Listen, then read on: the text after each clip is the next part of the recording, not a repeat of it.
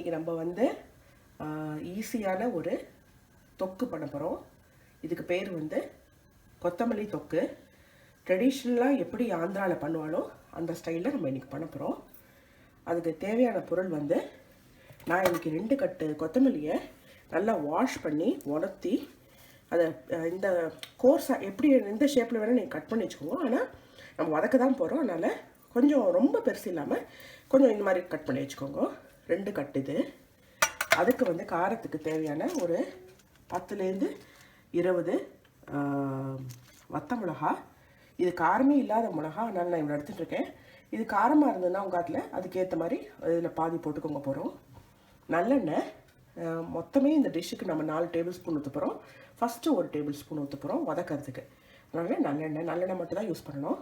அப்புறம் கொஞ்சோண்டு கடுகு 1 டீஸ்பூன். அப்புறம் ஒரு 4-5 டேபிள் ஸ்பூன் ஆஃப் வெல்லம். இது வந்து பொடிச்சு வச்சுக்க போகிறோம். அதை நான் இப்போ ஓடும் போது காமிக்கிறேன்.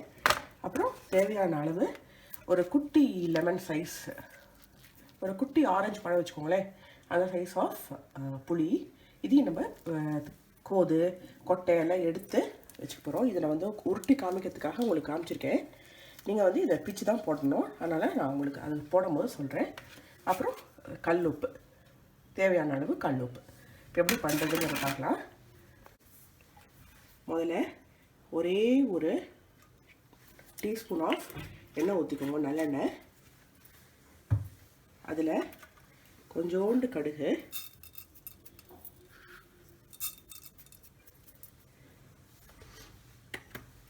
கடுகு வெடிக்கட்டும். பாருங்க, கடுகு நல்லா வெடிச்சிடுது.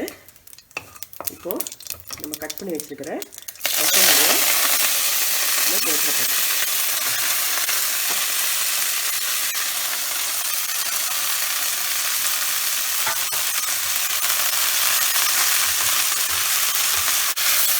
நல்லா வதக்கிக்கணும். இது வந்து நம்ம தண்ணியே ஊற்ற போடுற இந்த டிஷ்ஷில் இதெல்லாம் வந்து இது ஷெல்ஃப் லைஃப் ஒரு வெளியிலேயே உங்களுக்கு ஒரு 1.5 மாதத்துலேருந்து 2 மாதம் வரைக்கும் வரும். நல்லா வதக்கிறதுனால தண்ணி வேறு ஆட் பண்ண போகிறதில்ல. இதை கெட்டுப்போன சமாச்சாரம் எதுவுமே இல்லை. ப்ரிசர்வேட்டிவாக தான் நம்ம புளி போட போகிறோம். அதனால் கெட்டு போகிறதுக்கான சமாச்சாரம் எதுவுமே இல்லை. இதில் நல்லா வதக்கிக்கோங்க.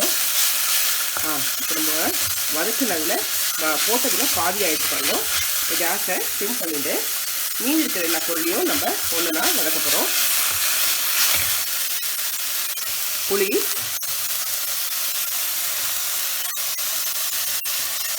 பிச்சு போட்டுக்கோங்க. நான் சொன்ன மாதிரி குட்டி ஆரஞ்சு பழத்தை சைஸு புளியை போட்டு நல்லா வதக்கிக்கோங்க.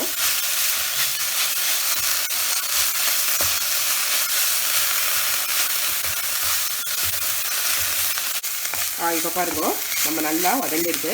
இதில் நம்ம புளியும் போட்டுட்டோம். தேவையான அளவு டிஷ்ஷுக்கு தேவையான மொத்த புளியுமே நம்ம இதில் போட்டுறோம். இதை நம்ம இப்போ ஒரு எடுத்து வச்சுட்டு இன்னும் கொஞ்சம் ஒரே டீஸ்பூன் ஸ்பூன் ஆஃப் எண்ணெய் ஊற்றி அதில் வந்து நம்ம மிளகாவத்தில் வறுக்க போகிறோம். இப்போ பாருங்க, இன்னும் ஒரே ஒரு டீஸ்பூன் ஆஃப் நல்லெண்ணெய் ஊற்றிக்கோங்க.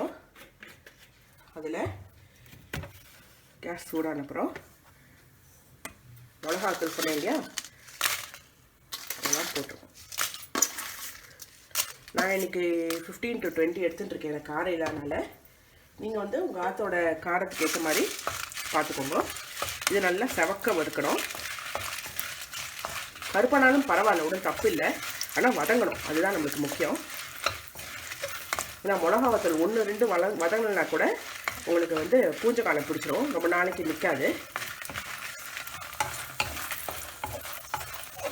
சிம்லேயே வச்சுக்கோங்க கேஸை.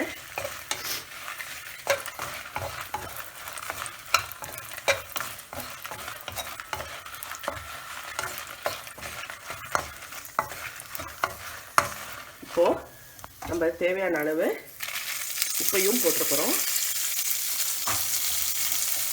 அப்புறம் இந்த வெல்லத்தையும் இதிலேயே போட்டிருக்கோம். எல்லாமே ஒரு வதக்கினா உங்களுக்கு நல்லது. சப்போஸ் உங்களுக்கு வதக்க பிடிக்கல, இது ஒட்டிக்கும் வெல்லம் போட்ட உடனே அப்படின்னு நினச்சிங்கன்னா நீங்கள் மிக்சியில் டைரெக்டாகவே அரைக்கும் போது போட்டுக்கலாம்.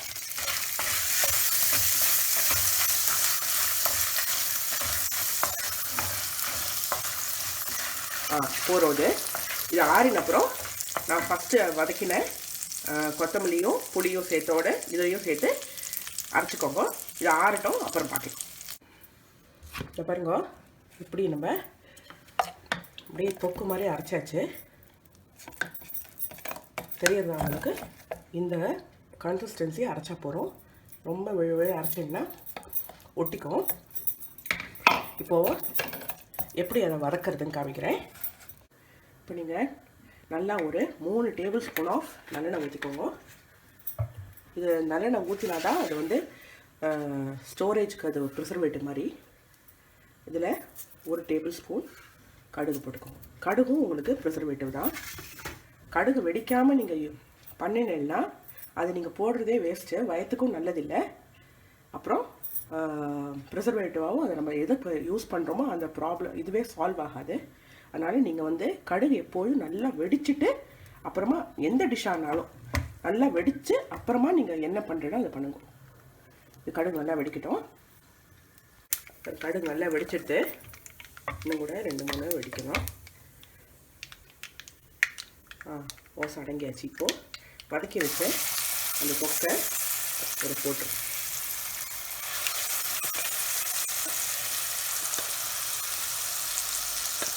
இதில் ஸ்வீட்டாக காரமாக அப்புறம் அதே டைம் ஹெல்தியான கொத்தமல்லி ஃபுல் ஆஃப் அயன் இதில் இருக்குது. அதனால் நீங்கள் தோசை, இட்லி, சூடான சாதத்தில் போட்டு சாப்பிட்றது, பொங்கலுக்கு தொட்டுக்கலாம். நிறைய நாள் ஷெல்ஃப் லைஃப் இருக்கிறதுனால உங்களுக்கு வந்து ஒன்ஸ் பண்ணி வச்சிட்டீங்கன்னா என்ன வேணால் யூஸ் பண்ணலாம்.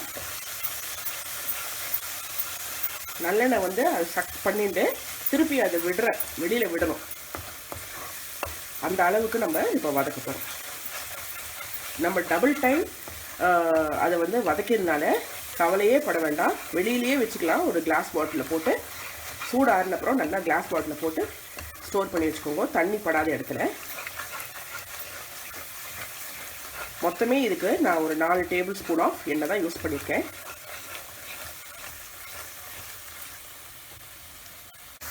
பாருங்க, சூப்பராக நல்லா வதங்கிடுது.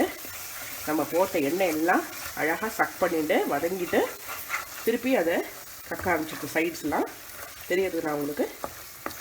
இந்த ஸ்டேஜில் நீங்கள் கேஸை ஆஃப் பண்ணிடுங்க. இதே ஸ்டைலில் நீங்கள் வந்து புதினா வச்சு பண்ணலாம். ரெண்டுமே அயன் தான். கொத்தமல்லினா ரசத்தில் போட்டு சாம்பாரில் போட்டால் எல்லாத்தையும் எடுத்து வச்சு விடுறதுங்க பசங்கள்லாம். ஸோ அது நம்ம என்ன போடுறோமோ அதுக்கான பிரயோஜனமே இல்லாமல் போய்டுறது.